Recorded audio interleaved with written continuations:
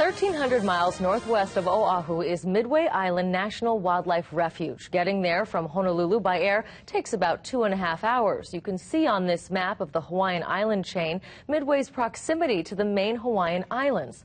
Only a few ever get to visit this 2.5 square mile atoll halfway between North America and Asia, hence the name Midway.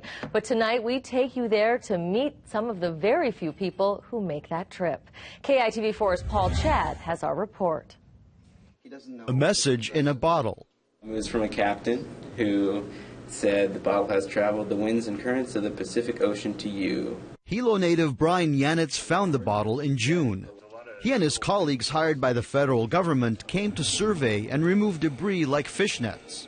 Well, the nets are an entanglement hazard for endangered species, and then the plastics, the albatross and petrel chicks are fed the plastic, which eventually kills them.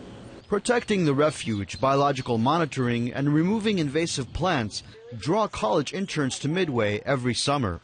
This is sort of the perfect opportunity for me to gain experience and knowledge with a lot of people that know much more than I do, so I'm just soaking it up as much as I can.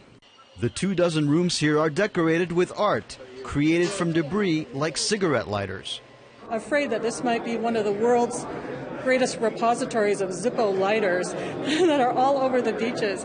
Dolls with plastic bottle caps as eyes, and noses and mustaches made from fish lines. Besides derelict fishing gear and so on and floats, we also find everything from television sets to car bumpers to a lot of household items that maybe fall off ships or drift in from other places. The cost of protecting the beaches, the coral, and the wildlife come with an $8 million price tag. 10 full-time employees rely on volunteers like Helen Dunlap.